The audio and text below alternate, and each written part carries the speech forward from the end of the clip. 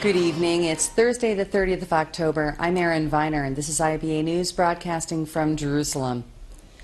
Clashes have been taking place in the capital throughout the day after police shot and killed Islamic Jihad member Mu'taz Hijazi in the East Jerusalem neighborhood of Abu Tor this morning, who was the suspected gunman in last night's attempted assassination of prominent right-wing activist Rabbi Yehuda Glick, who was critically wounded. We get more on the day's developments from IBA's Marco Dukevich. Police this morning shot and killed the terrorist involved in last night's shooting of 50-year-old Rabbi Yehuda Glick outside the Begin Heritage Center in Jerusalem. Overnight, the Israeli police carried out operations in different neighborhoods searching for the suspect who carried out the attempted assassination of Yehuda Glick. Our counterterrorism officers surrounded a house in the Abu Tor neighborhood. Immediately as they arrived on the scene, shots were fired from inside the house at our officers, who immediately responded and shot and killed the terrorist. Glick, a well-known activist who champions the right for Jews to pray on the Temple Mount, had left the building after attending a conference promoting the right of Jews to pray there, when the terrorist riding a motorcycle drove up to him and shot him at point-blank range, critically wounding him before fleeing the site. An Arab tried to kill Rabbi Yehuda Glick, who is one of the leaders of the Jews who demand praying on the Temple Mount. Glick was taken to Shaarei Tzedek Hospital, suffering from gunshot wounds to the chest, abdomen, neck and hand. Today his condition remained critical. He is still in quite a critical condition. His lungs are injured. We had to cut off part of his lungs. He has injuries to his abdomen. Our plans, as things seem now, is to try to stable him for the next day. If things will stay stable as they are now in these minutes as we are talking, we're going to take him to some imaging studies, and from there he will need to go another abdominal surgery, which we know that we'll have to do this planned surgery. So this is the plans for the next day or day and a half. Shortly after the shooting, police took the rare step of announcing they were shutting down the Temple Mount complex to all worshippers and visitors until further notice. Israeli police have heightened security in and around Jerusalem with focus on the Old City. And throughout today and tomorrow, the Temple Mount has been closed, both for visitors, Jews as well as Muslims, as part of the security preparations and measures. The fact that as a response to the Muslim and Arab violence, we see the Jews are out of the mountain, and the Arabs are inside the mountain. Of course, davening as their wish is exactly the reason why we see more and more bloodshed, because the Muslims understand that they get a prize for the attempt to kill Jews. Early this morning, anti-terror police units surrounded a house in East Jerusalem's Abu Tor neighborhood to arrest 32-year-old Mu'taz Hijazi, the suspect involved in the attempted assassination of Glick. Hijazi opened fire from a rooftop at the police, who shot and killed him. A crowd gathered at the site to protest the police presence, as Hijazi's body was removed from the scene to a hospital in Jerusalem. Police arrested his father and brother. Abu Tor merges with Silwan, an East Jerusalem neighborhood that has been the focus of recent unrest. Throughout the day, violent clashes continue between Palestinians and security forces in East Jerusalem neighborhoods. According to reports, Hijazi worked in the restaurant in the Begin Heritage Center and had finished his shift when he perpetrated the shooting. The Hamas website said Hijazi had served an 11-year prison sentence in Israel and was released in 2012. Shortly after getting out of jail, Hijazi said he would continue to be a thorn in the Zionist plans to Judaize Jerusalem. While no terrorist organization has claimed responsibility, Hijazi was said to be affiliated with the Islamic Jihad. American-born Rabbi Glick has for years spearheaded the Temple Mount movement, demanding the right for Jews to pray there. In August this year, during a visit to the holy site, Glick expressed concern to reporters over the fact that Jews were restricted from visiting. We are here to express our worry on the situation, which is getting worse and worse. Today we are beginning the period of the year, which is the high holidays, and more Jews want to go to Temple Mount. They're obligated to go to Temple Mount, and by preventing them to go there, it is a very bad disgrace of human rights. One of the basic human rights is freedom of worship. Jerusalem in recent months has been plagued by violence. Last week, a 3-month-old baby and a 22-year-old woman were killed when a Palestinian rammed his car into the pedestrians gathered at a light rail station in the capital. Statements by Palestinian leaders accusing Israel of violating the status quo on the Temple Mount have only helped fuel an already volatile situation. Almost daily stones and firebombs are thrown at Israeli vehicles and security forces in East Jerusalem. In a move to restore calm and enhance the public security in the capital, police boosted their presence in the city streets after deploying an additional 1,000 troops. Margot Dudkevich, IBA News. Palestinian Authority President Mahmoud Abbas today declared the decision to close the Temple Mount a declaration of war. Prime Minister Benjamin Netanyahu countered that incitement by Abbas was partly to blame for the shooting, and he urged calm. Here with more is IBA's diplomatic correspondent, Eli Wogelenter. PA President Mahmoud Abbas pinned the blame for the dangerous escalation in violence in Jerusalem on the Israeli government, and that the decision to close the Temple Mount to all visitors was a straight-out declaration of war, not only on the Palestinian people and their sacred sites, but on the entire Arab and Islamic nation. According to his spokesman, Nabil Abu Rudaina, closing the Temple Mount will spark further tensions in Jerusalem and alter the political climate in the city, which has seen intense friction in recent months. Abbas vowed that the Palestinian leadership would make sure Israel was held accountable.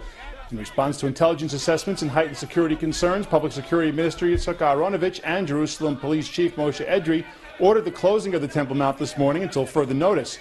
Despite that announcement, the Temple Mount will be closed to both Muslim and Jewish worshippers and visitors.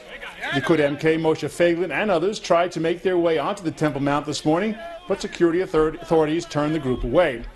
Prime Minister Netanyahu said that incitement by Abbas was partly to blame for the shooting of Rabbi Glick. At a meeting of top security officials convened this morning, Netanyahu noted, "I said only days ago that we are facing a wave of incitement by radical Islamic elements and by Palestinian Authority head Abu Mazen, who said that the ascent of Jews to the Temple Mount needs to be prevented by every means." Netanyahu also castigated the international community for not issuing one word of condemnation against this incitement. The international community needs to stop its hypocrisy and act against the inciters, he said, those who are trying to change the status quo. Netanyahu is coming under pressure from right-wing lawmakers reacting to the shooting of Glick. Last night, Economy Minister Naftali Bennett from Bayit Yehudi demanded that Netanyahu return Israeli sovereignty to Jerusalem, saying security is delivered through actions, not talk. An attack in the heart of Jerusalem is a red line. And MK Miri Regev, who spoke at the conference and left the event a few minutes prior to the shooting, said a situation should not exist in which a Jew fights for his opinions and finds himself in a reality where people try to take his life. Whoever does not fight for the rights of Jews to live quietly and in safety in Jerusalem will in return get Palestinian murderous terror in all of Israel. Aaron? Thanks for that report. In other news, the Obama administration is distancing itself from an unnamed U.S. official who reportedly called Prime Minister Netanyahu a pejorative term during an interview with The Atlantic magazine. The White House issued a statement describing the attack as inappropriate and counterproductive and derided personal insults and inappropriate characterizations from both Israelis and U.S. officials. The administration is reportedly reaching out to key legislators who deal with the U.S.-Israel relationship to deny that dismissive comment came from the White House, leaving the explicit suggestion that a State Department official was responsible for the remark.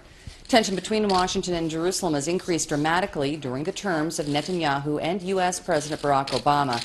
Officials from both governments have privately and publicly criticized the other over the Palestinian peace process, as well as building in Jerusalem and the West Bank. State Department spokeswoman Jen Psaki denounced the anonymous remarks, saying that because they were publicized without the benefit of attribution, they should be taken with a grain of salt, and that any disagreements between the two countries should never result in personal attacks.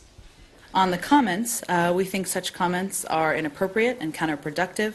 I spoke with the Secretary about this morning, and he certainly feels strongly that a war of words is not productive from either side.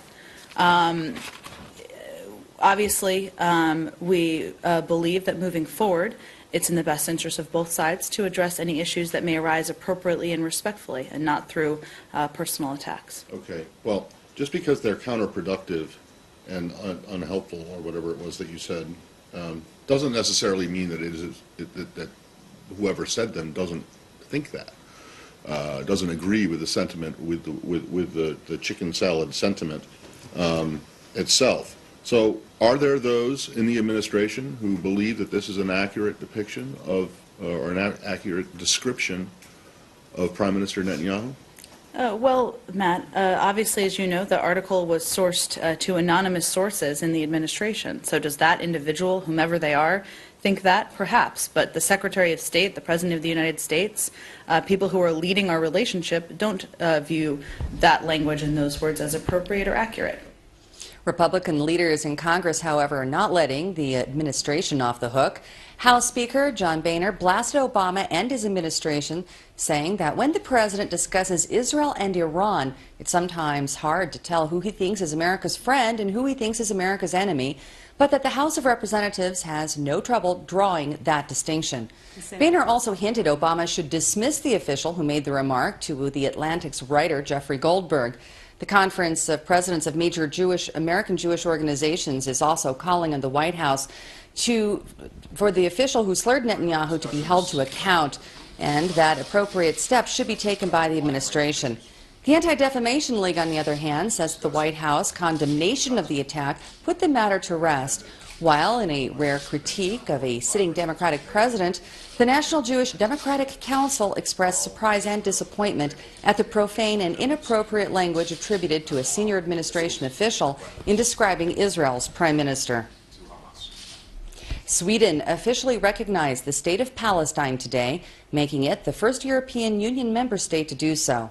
Foreign Minister Avigdor Lieberman reacted with a statement labeling the move as unfortunate, saying it will only serve to strengthen unrealistic demands from the Palestinians.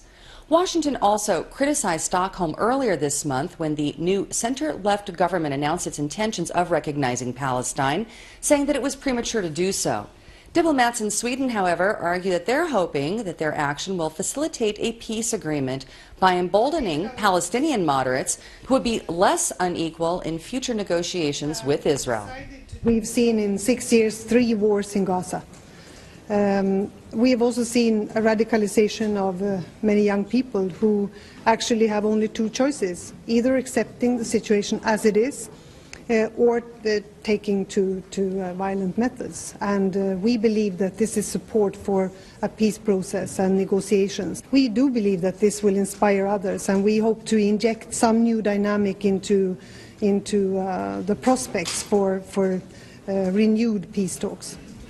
An emergency session of the United Nations Security Council was held last night, focused on the situation in Jerusalem, called at the request of UNSC member Jordan on behalf of the Palestinians. As a UN official and the Palestinian delegation slammed continued Israeli housing construction over the pre-1967 lines, Ambassador Ron Prosor defended the plans. If pursued, these plans would once again raise grave doubts about Israel's commitment to achieving durable peace with the Palestinians, as the new settlements threaten the very viability of the future state of Palestine. Every day, the territorial contiguity and integrity of our state is being fragmented and undermined by these illegal actions, seriously diminishing the viability of the two-state solution. I'm here to convey one simple truth. The people of Israel are not occupiers and we're not settlers. Israel is our home, and Jerusalem is the eternal capital of our sovereign state. There are many threats in the Middle East, but the presence of Jewish homes in the Jewish homeland has never been one of them. And yet, this is the issue that we have convened to discuss today. It says a great deal that the international community is outraged when Jews build homes in Jerusalem, but doesn't say a word when Jews are murdered for living in Jerusalem. The hypocrisy is appalling. The soft drink company SodaStream will close its controversial factory in the West Bank and relocate within the pre-1967 lines by the end of 2015. Representatives for the company insist that the move from the Mishor Adumim industrial zone near Ma'ale Adumim to Lehavim in the Negev is for purely commercial reasons and unconnected to pressure from pro-Palestinian groups. The new manufacturing site is being set up with a $20 million grant from the government and is expected to result in a 2% savings of the company's cost base. SodaStream exports its products to 45 nations, promoting them as being less expensive and more environmentally friendly than bottled or canned soft drinks. It became the target of the BDS campaign earlier this year when American actress Scarlett Johansson was appointed the company's global brand ambassador, amid allegations that because of its West Bank locale, SodaStream is racist, colonialist, and practicing apartheid. The company defended itself by pointing out that it employs over 500 Palestinians, 450 Israeli Arabs, and just 350 Jews. Nevertheless, pro-Palestinian activists are today championing the relocation as a victory of the boycott, divestment, and sanctions campaign against Israel. And now, distressing findings from the United Nations Children's Fund, finding that Israel ranks 4th in the developed world for child poverty. According to the Impact of the Economic Crisis on Child Well-Being in Rich Countries report, the number of impoverished children in the country rose from 35.1% to 35.6% between 2008 and 2013, ranking Israel only behind Spain, Latvia, and Greece.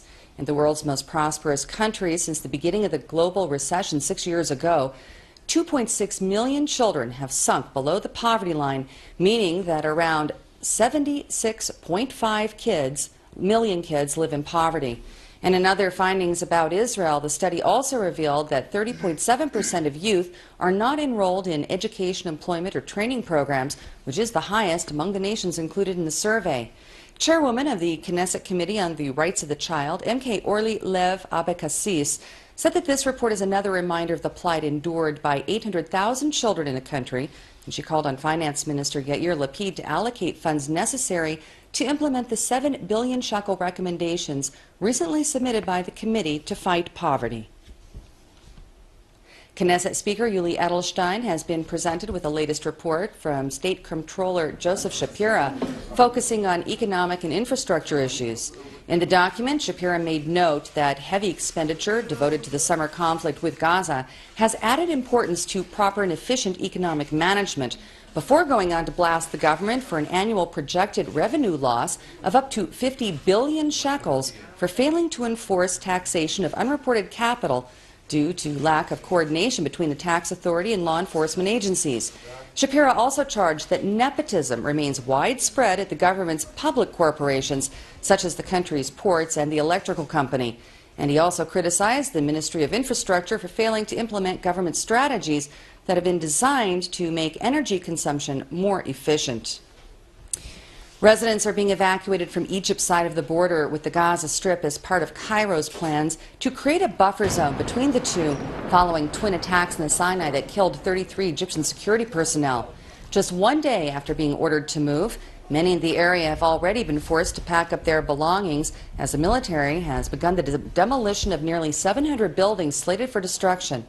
Defense officials in Cairo say that it is essential to establish a 500-meter-wide corridor without any structures or foliage, and that any remaining Palestinian tunnels used to smuggle weapons from Gaza to terrorists into Sinai will be destroyed. 200 homes on the border have already been razed after concealed entrances to the underground passages from Gaza into Egypt were discovered inside.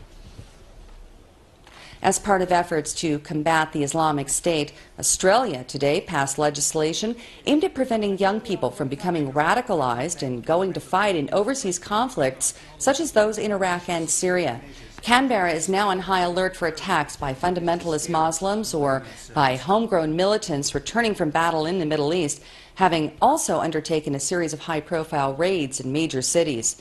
Prime Minister Tony Abbott told his parliament that at least 7 of the nation's citizens are currently taking part in the Iraqi and Syrian wars, with the support of around 100 facilitators on Australian soil. The best way to deal with returning foreign fighters is to stop them leaving in the first place. That's the best way to deal with them. It's to stop them leaving in the first place. And I'm able to inform the House that some 70 Australian passports have been cancelled to stop terrorists or potential terrorists from travelling.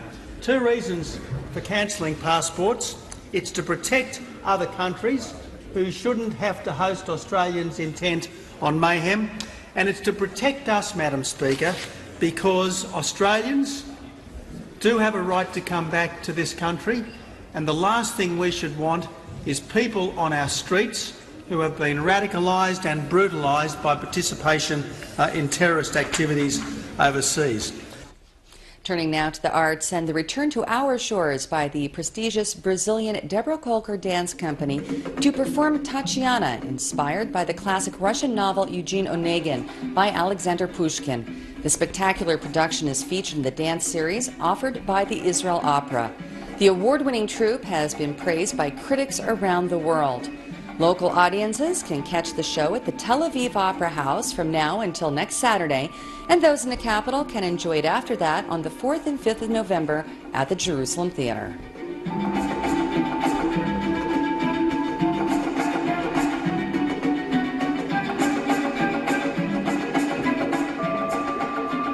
Stunning. Now taking a look at local finance, the shekel today put in a mixed performance while share prices fell across the board on the Tel Aviv Stock Exchange in a day of heavy trading. Here's a look at the late afternoon numbers.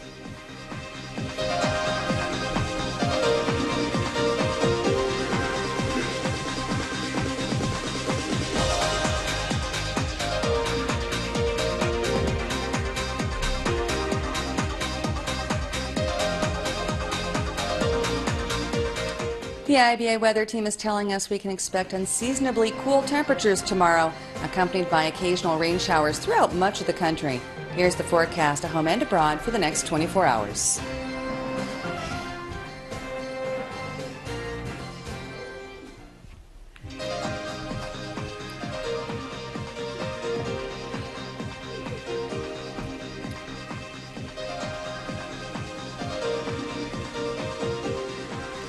Thank you for being with us this evening. I'll be back tomorrow at our Friday time of 6 o'clock to bring you the latest breaking news from Israel.